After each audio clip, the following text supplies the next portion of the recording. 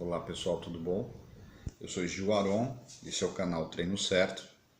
Hoje eu vou falar um pouco sobre dor na lombar. Vamos pensar o seguinte: se eu tenho dor no lombar, digamos que eu tenho dor agora, comecei a ter a dor, faz uma semana que eu estou reclamando de dores no lombar. Você deve entender que essa dor, ela não foi ocasionada, às vezes, na grande maioria das vezes, ela não foi ocasionada por um problema específico, né?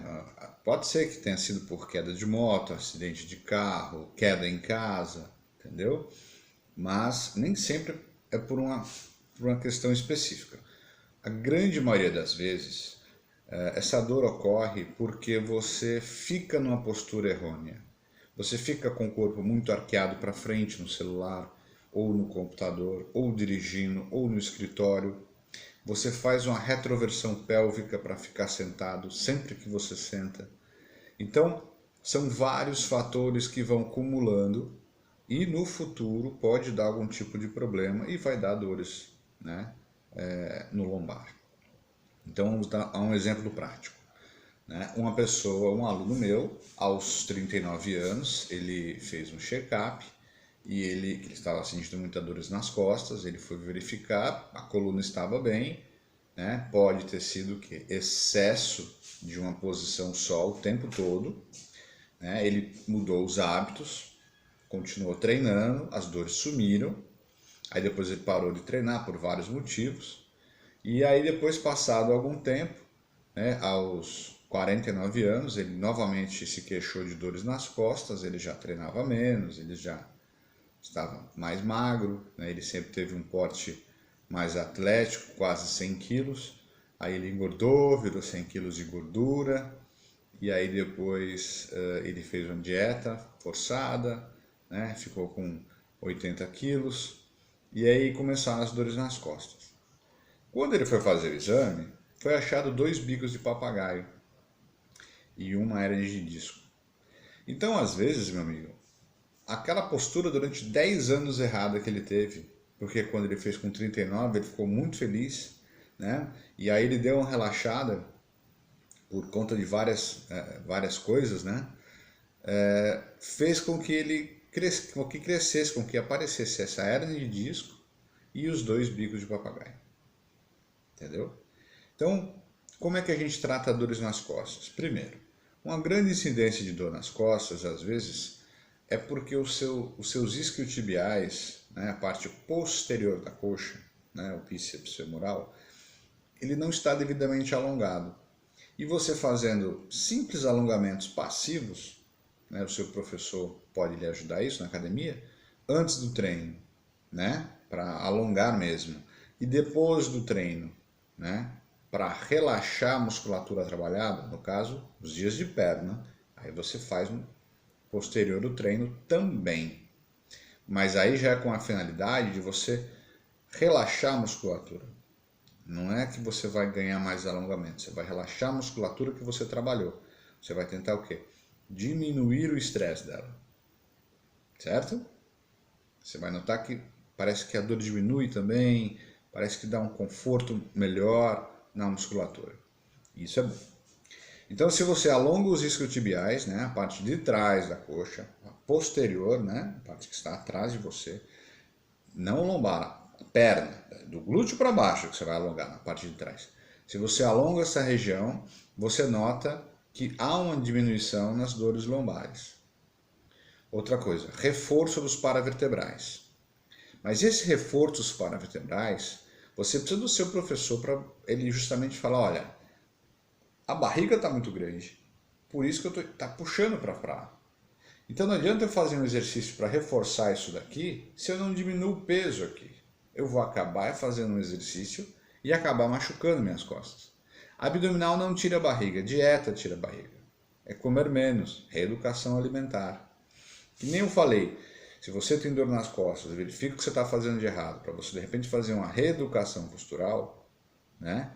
De ficar menos tempo em alguns movimentos, menos tempo em alguma posição, ou consertar as posições que você deve ficar por necessidade às vezes, você deve fazer Modificação postural, isso aí vai te ajudar, não vai resolver, vai lhe ajudar.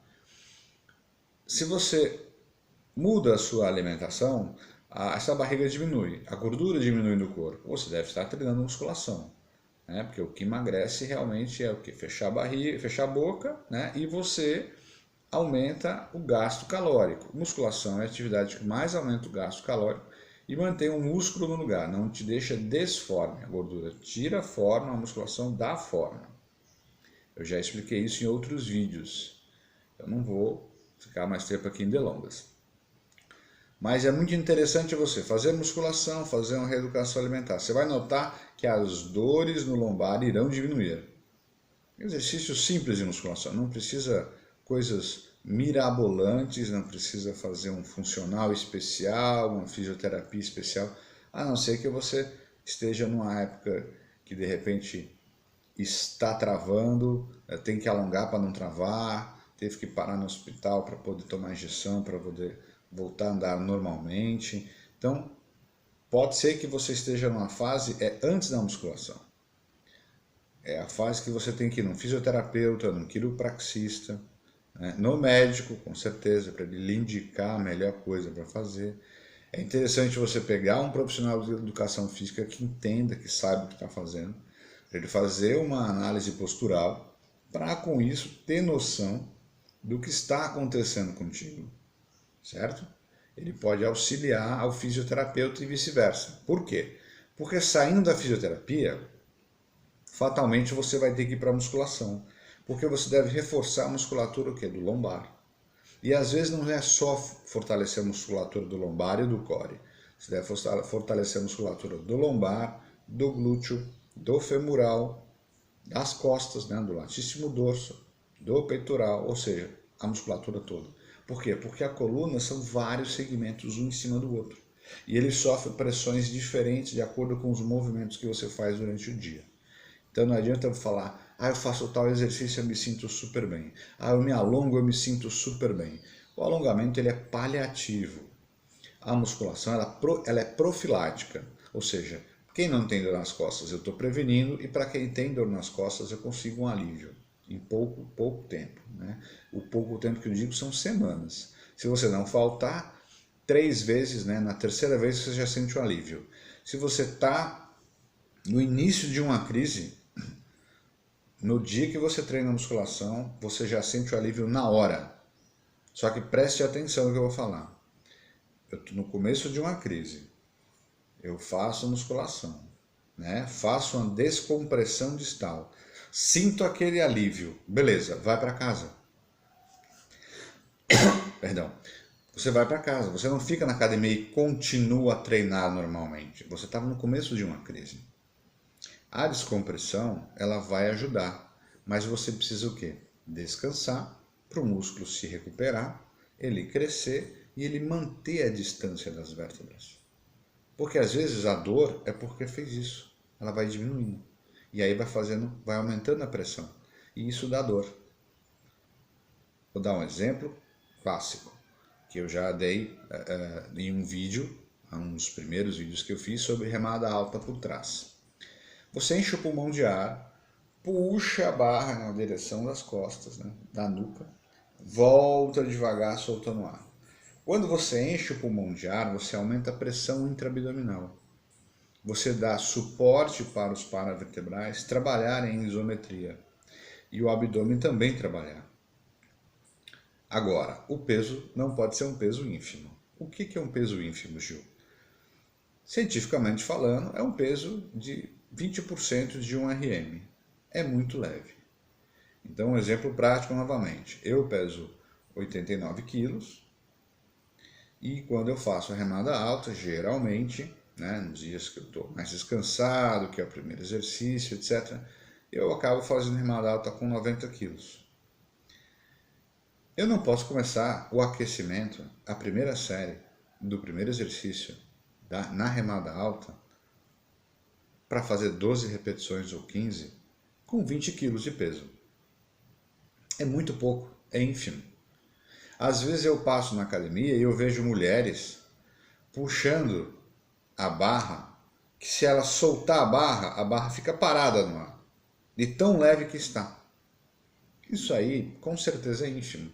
Exercício de musculação é exercício contra resistência, contra resistido, ou seja, eu faço força com o músculo, eu tenho uma resistência contrária a ele. Esta resistência, de acordo com a porcentagem, né, de 1 RM, né, vamos pensar assim, a porcentagem de 1 RM não, vamos pensar em dificuldade.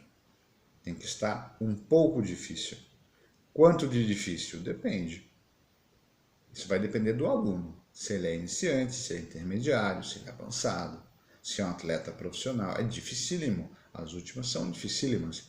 Ele sempre faz o aquecimento articular, a primeira mais leve, com mais repetições. Ele sempre vai fazer isso. Ele não é louco. Por quê? Porque ele sabe que vai ter um desgaste na articulação dele. Você que está fazendo com menos peso, que não é atleta, eu não quero nem ficar forte. Não, você quer ficar forte. Você quer aumentar a musculatura para parar as dores nas costas.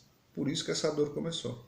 O músculo não está aguentando o esforço e a pressão uma vértebra na outra ocasiona dor. Então, meu amigo, você quer hipertrofia. Quanto de hipertrofia? Alguma coisa para parar minha dor. Entendeu? Então, essa alguma coisa tem que ser em torno de 50% de dificuldade. 50% de 1 RM.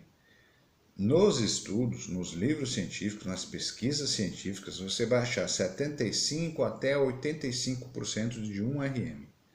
85% de 1 RM é muita dificuldade. Mas eu te digo que idosos, cardiopatas, hipertensos fazem. Cara, então é um peso absurdo? Não. Para ele está muito pesado. Mas ele consegue fazer aquele número de repetições pré-determinado. Por isso que é importante você ter um professor. Ele tem que fazer você entender o que é difícil e o que é fácil. Que não é só botar peso e vai fazendo. Não é a brincadeira do puxa e empurra. Entendeu? Não é entrar na academia, qual exercício faz a descompressão distal? Aí você procura a remada alta, essa aqui, beleza, obrigado. Não é isso. O professor vai te orientar a respiração, que carga usar, se está muito leve, ele tem que ter o feeling, né, o bom senso, fala, não, isso aí está muito pesado, diminui o peso. Não, isso aí está muito leve, também não vai funcionar. Você quer ter um resultado.